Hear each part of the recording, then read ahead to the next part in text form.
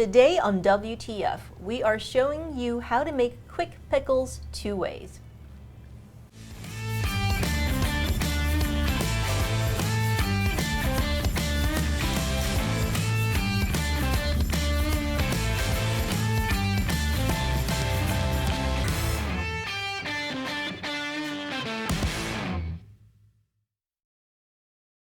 Hello and welcome to WTF, where we help you transform food in your kitchen. I'm Janie. And I'm Ben. And today on WTF, we are talking all about how do you make quick pickles at home. So remember, subscribe and ring the bell and stick around for our weekly giveaway. Now, Ben, let's first start with the most basic question. What is a quick pickle? A quick pickle is any pickle that doesn't involve fermentation. Okay. So that's pretty straightforward. Most pickles in the pickle aisle are quick pickle. Yeah. That's the emphasis here. A lot of the kimchis and sauerkrauts, that's when you start to get into like pickled fermentation. Mm-hmm. So we're talking about like your dill pickles and your, I like bread and butter pickles personally. So one of the differences is that in the grocery store, a lot of times because they're storing those pickles for a really long time, they're adding things like calcium chloride in order to help firm it up. But today we're just going to show you how to do a dry brine so that you can have that crispy, easy to make pickle at home, without anything else in it. So let's first talk about what are the base ingredients involved in making quick pickles. Acid. Acid is the most important part of making any pickle. So the big thing about acidity is finding a vinegar or an acid with the appropriate concentration for pickles. All right, and what concentration is that? Anything above 5%. Okay, what is that? What exactly does that mean? Okay. So you're 5%. So 5%. So essentially, manufacturers of vinegar take raw acid, undilute, and dilute it with water. So it is essentially, if it were 100 mils of water, or vinegar in our case, it'd be 95% water, 5% vinegar, or acid in our case.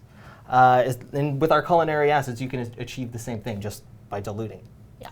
So if you do want to do a wet brine, remember to check the label on your acid. Make sure it's at least 5%. I think we had one in our kitchen we were looking at. It was only 4%, so you would not be able to use it in this case. But the reason why we wanted to do a dry brine today instead is, one, you don't have to worry about it, and then two, you get rid of all that excess moisture that over time is going to make your pickles really, really soft. Yeah, and the moisture that's involved in the pickling process is moisture from your vegetables, so it's just going to provide more flavor. Yeah, exactly. And what kind of stuff can we brine, really? You name it. So it's like it's as versatile as our acid component. So for as many types of acid, that's our selection. There's dozens and dozens of different types. Our produce aisle is essentially limitless at this point, so we can pickle everything. Yeah, and I think for the purposes of doing quick pickles, you could probably use any of our culinary acids, right? But each one has a slightly different flavor profile, slightly different pH range. We're going to link in the description below our reference chart on how do you pick culinary acids, because outside of pickling, you can use them in like 100 different ways, and there are differences in dose applications. But for today's purposes, we have a few of them put out here, but you can use any of them. And hopefully you'll give them like a different shot. Maybe you'll find that they taste a little different too. Who knows? So, how do we make quick pickles? All right, it's as easy as it gets. So it's 3 ingredients to our vegetables. Pretty easy. So just because I like to, I'm going to weigh out some salt, some sugar, and some acid. Okay. I know it's already done here, so I have some confidence I can just dump. But trust me when I say there is 4 grams of citric acid in this. All right? Yeah, and we're doing onions today, but some of my favorite stuff like cucumbers, like beets, radishes, carrots. Throw garlic in there, peppers. Delicious. Yeah, all kinds of stuff. You can find like a whole bunch of recipes up on the blog. The link's in the description as well. We have 26 grams. It's okay. 26 grams of sugar. And 20 grams of salt.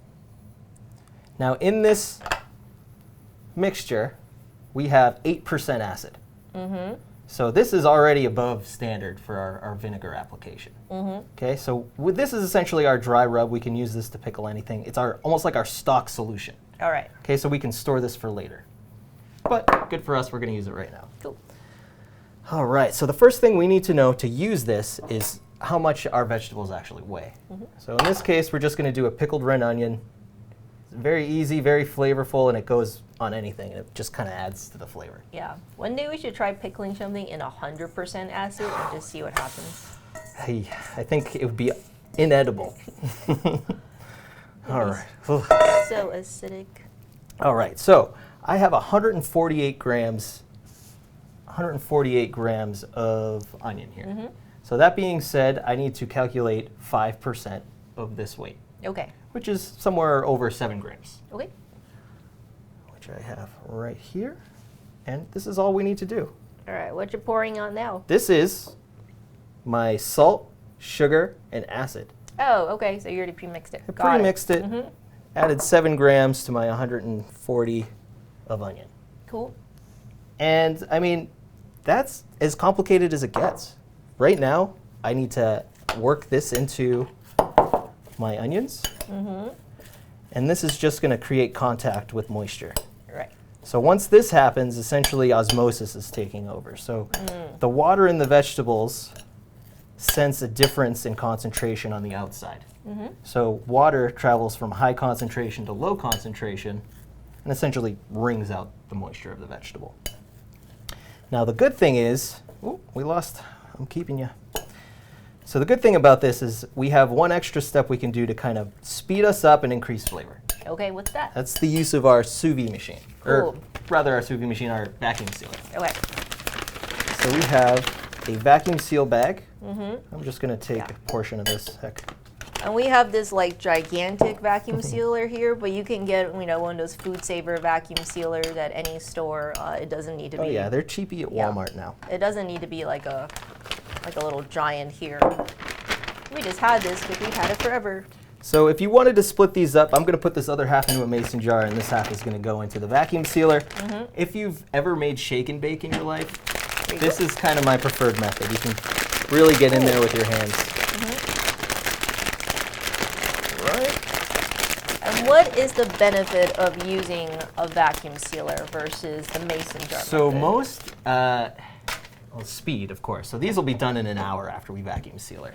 So all of this exchange of flavor, salt, acid is happening on a cellular level. At first, it's due to chemical concentration. Once we add this pressure, it's going to be to a pressure gradient, and that's also going to increase the flow of moisture out and the flow of flavor in. Yeah. And one cool thing, which I've noticed, we were just talking about it a little bit, and which is that when we did it in the vacuum sealer, the onions remain purple, but then we kind of did one where we did it the old-fashioned way, just like a wet brine with the vinegar and the water. Like the onions turn pink. Yeah, I feel like Crayola has a bunch of color options just in these these two pickled items. All right, I haven't used this in a while. How do I release it? You just open it. Okay. Ooh, there we go. There you go. There you go. Easy peasy. Easy peasy lemon squeezy. So the pickled onions over here go in the fridge for an hour. They'll be ready to use by dinner time. Cool. These pickled onions, you can use a smaller container if you have one. Ultimately should be stored in the fridge overnight before it's used. Yeah. So this is great for like if you're doing batches, maybe you're trying to bring them somewhere. Oh yeah, like we cook definitely out something. Yeah, we definitely prefer this over bringing a bunch of glass jars. But either way will work. They will all be delicious. I think on the blog we have one for mango habanero. It's amazing. Please give that a go. Like we should have prepped that for here, but we like the colors of My this mango one. isn't ripe. I have it in the fridge. It's not. I know. Yeah. I know. It's not mango season here in Maine, surprisingly. But so that's as easy as this particular process gets. If you want to give it a shot, remember to enter this week's giveaway. And this week's giveaway will be 3 of the culinary acids. I think we have here citric, malic, lactic, but if you want any of the other ones, just let me know which one you want when you win today's giveaway.